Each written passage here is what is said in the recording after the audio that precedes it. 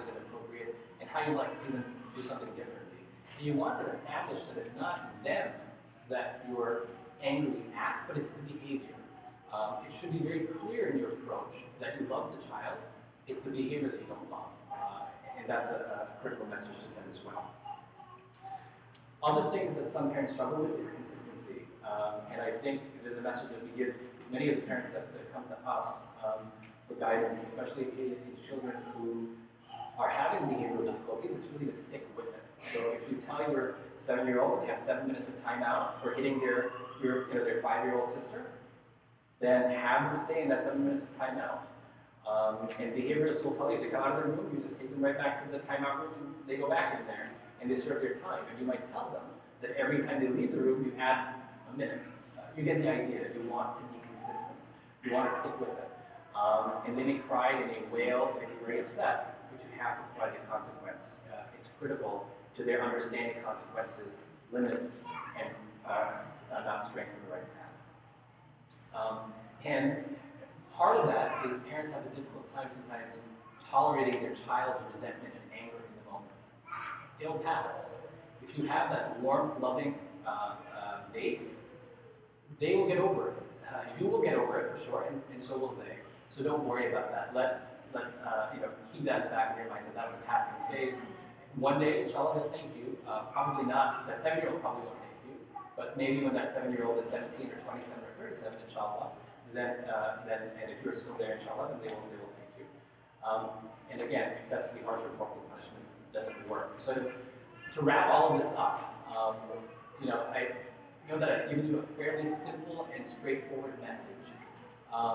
The message is one that's supported by significant research in social science over the last 50, 60 years, the last 5, 6 decades.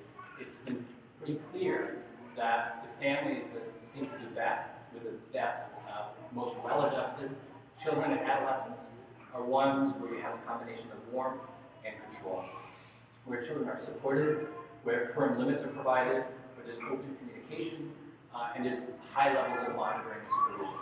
All of those evils that are out there, substance use, delinquency, violence, gang-related problems, premarital relations, all of those things, even in a secular society, are reduced dramatically by authoritative parenting with appropriate levels of these elements.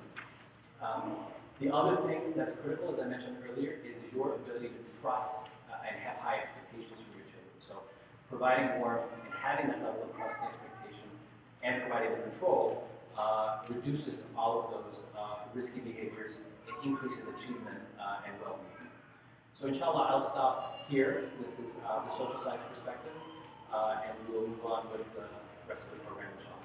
I have a couple of things that I'll bring out that people are welcome to come up front and look at. There's a book that's actually pretty good, especially for younger children. Many of you may have heard of it. It's called 1, 2, 3 Magic. And it's a very nice guide and help to disciplining young children and using strategies that are effective, and also encouraging them to do positive behaviors. It's a nice reference. And then I have an article for anyone who's interested. I only made about 20 copies, so this may not be of interest to everyone. It's a scholarly article printed in Current Opinions in Pediatrics, and it talks about protective effects of good parenting on adolescents, on teenagers. And really, it's very much the things that I've talked about, but there are more statistics, and they quote the literature and who the different psychologists are who've done various experiments, etc.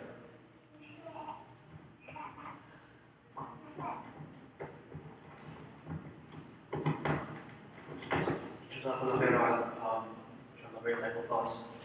At this point, I'll open up for questions. I'm sure you are very detailed, so inshallah, there was quite a few points in there. Inshallah, please feel free to raise your hands or come forward.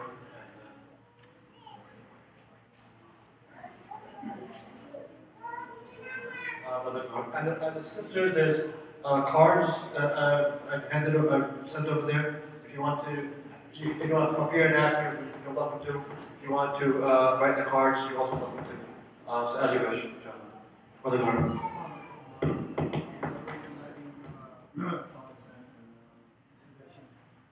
One question I want to in your expert opinion, what do you think, even with the sciences that you have described and scenarios and scoping and all of that, morally, in your opinion, do you think the West has is successful in moral behavior, or overall, or not?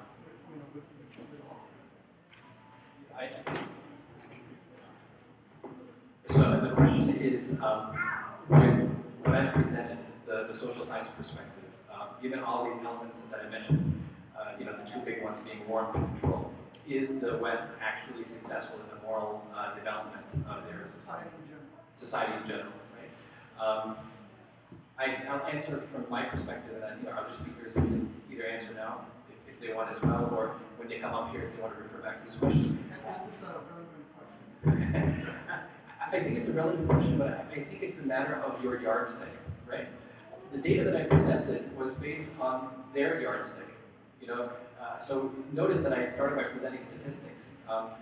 Our yardstick is not whether our kids smoke or not, or whether they do marijuana or not, or use alcohol or not, or involved in premarital relations, etc. Right? Our yardstick is our children upstanding Muslims, and are they, inshallah, Jannah bound, right? So the yardsticks, I think, are a little different. So I think if you look at if you use our yardstick, then this does not produce strong Muslims, right?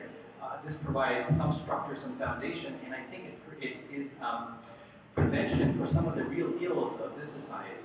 But I think the ideas, one thing that we didn't focus on is we didn't talk about the parents' perspective or view on life, or what are the ideas that the parents are providing the children.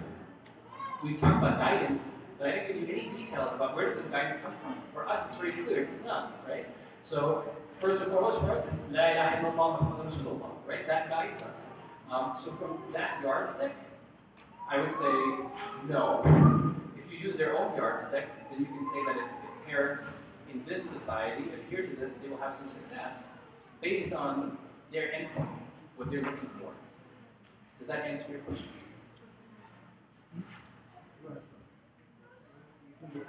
Yeah.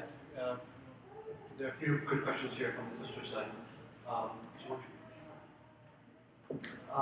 Many times parents will fall into a certain role, such as one parent being authoritarian and one being permissive. How do you work together as a team? That's a very good question, and there's no short answer or easy answer. And I think all of us probably could speak on this topic. I think some basic things are, first of all, to have awareness. And that's a psychiatrist's answer to every question that you'll pose, is that you have to have awareness about your own ways of behaving and thinking and acting. And it's very true for this question in particular. So the good news is, alhamdulillah, who are asked this question is aware that they fall into this category sometimes. So that awareness should then lead to some action. And the way to parent as a team is to do that, is to make time to talk to your spouse about parenting, techniques and strategies. It's about, if you notice that one of you is the one who provides the warmth and affection, and the other one is brought in to be the one to provide the reinforcement and punishment, that you tip the balance from time to time, because you will not always be co-parenting together. You know, your child won't come to you, one of the parents for a hug, and then go to the other one to be told what to do. You both need to be able to do that and do it fairly easily, right? So I think it's awareness, it's effort, it's meeting with your spouse, it's having family meetings, it's discussing it amongst yourself, it's talking to other parents. And the way to change behavior is to be very overt about it. So if you want to change, your eating habits, for example, awareness isn't enough. You actually have to be thoughtful about it and say, I'm eating too much junk, I'm going to eat healthier food. It's not osmosis. The awareness alone isn't enough. You actually have to come up with a plan. And so part of the plan here is really talking with your spouse and making efforts. So if setting limits and rules and being the disciplinarian is difficult,